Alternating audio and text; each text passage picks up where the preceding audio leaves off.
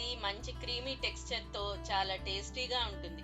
ఇది చేయడం కూడా చాలా క్విక్గా ఈజీగా అయిపోతుంది. ఇప్పుడైతే ఈ ప్రాసెస్ చూద్దాం. ముందుగా ఒక పెద్ద కొబ్బరికాయలో నేను హాఫ్ చెక్కే తీసుకున్నానండి.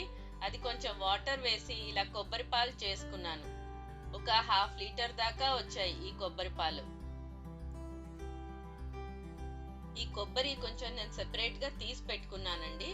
తరువాత ఇది కొబ్బరి పాలు చేయడానికి యూజ్ చేసిన కొబ్బరి. ఇది ఫ్లేవర్ ఏమి ఉండదు, అందుకని డిస్కార్డ్ చేసేయచ్చు. ఇప్పుడు స్టవ్ మీద ఒక ప్యాన్ పెట్టుకుని అందులో కొద్దిగా నెయ్యి వేసుకోవాలి. ఇప్పుడు ఒక కప్ రైస్ వేసుకుని ఇది ఒకసారి ఫ్రై చేసుకోవాలి. ఇప్పుడు మనం ముందుగా తయారు చేసుకున్న కొబ్బరి పాలలో ఒక కప్ రైస్ కి 2 కప్స్ దాకా ఈ కొబ్బరి పాలు వేయాలి. ఇది బాగా ఉడికించుకోవాలి.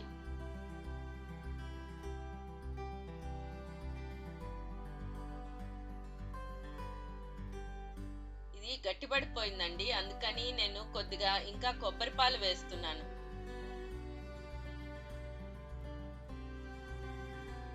ఇలాగా రైస్ ఉడికిందో లేదో ఒకసారి కొంచెం చూసుకోవాలి.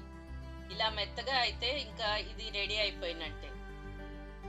ఇప్పుడు ఇందులో మనం కొంచెం ముందుగా పక్కకు తీసి పెట్టుకున్న కొబ్బరిని వేసి ఒకసారి మిక్స్ చేసుకోవాలి.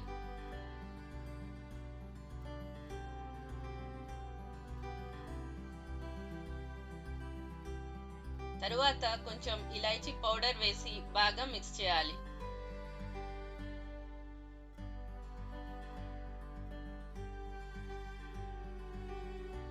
ఇప్పుడు స్టవ్ ఆఫ్ చేసేసి ఒక కప్ రైస్ కి ఒక కప్ దాకా బెల్లం వేసి ఇదంతా బాగా మిక్స్ చేయాలి. ఈ వేడికే ఈ బెల్లం కరిగిపోతుంది.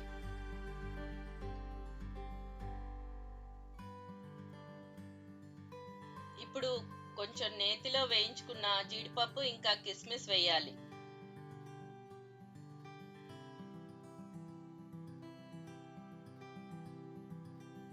ఒక 2 మినిట్స్ ఇది ఇలాగే ఉంచేస్తే బెల్లం ఎక్కడ గడ్డలు లేకుండా అంతా బాగా కలిసిపోతుంది.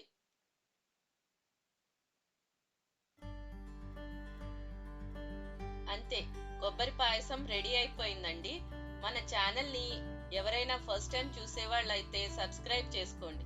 మీరు బెల్ అనే సింబల్ ప్రెస్ చేసి ఆల్ అనే ఆప్షన్ క్లిక్ చేస్తే నేను వీడియో పెట్టిన వెంటనే మీకు నోటిఫికేషన్ వస్తుంది. అంతే, మళ్ళీ నా నెక్స్ట్ వీడియోలో మీట్ అవుదాం. ఓకే.